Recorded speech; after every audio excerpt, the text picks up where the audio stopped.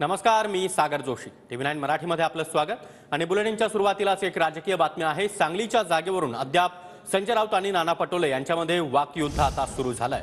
काँग्रेस आणि शरद पवार गटाच्या नेत्यांनी नौटंकी बंद करावी असं काल राऊत म्हणाले होते. त्यावर राऊतांनी आधी आपली नौटंकी बंद करावी असं पटोले म्हणाले.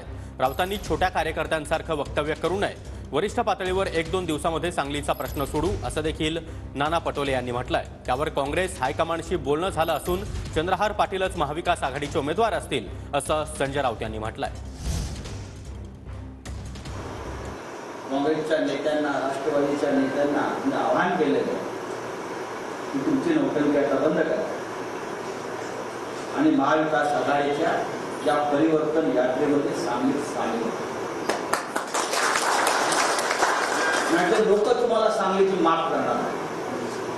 पहिले संजय राऊतांनी आपल्या नौटंक्या पूर्ण थांबवाव्या. खरं तर ते एक मोठे नेते आहेत शिवसेनेचे.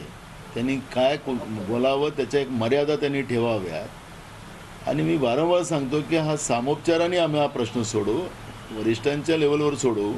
हे सांगत असताना सुद्धा एका छोट्या कार्यकर्त्यासारखं असं वक्तव्य संजय राऊतांनी करू नये असा माझा सल्ला त्यांना पहिले आहे.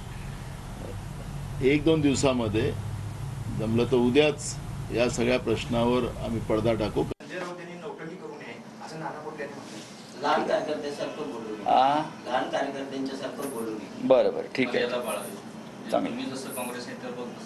चांगली गोष्ट आहे, बोलू द्या ना त्यांना. आज सकाळीच माझं इथून काँग्रेसच्या हायकमांडशी पुन्हा चर्चा झाली आणि येत्या 1-2 दिवसामध्ये त्या संदर्भात अधिकृत घोषणा काँग्रेस पक्षाकडून सुद्धा होईल.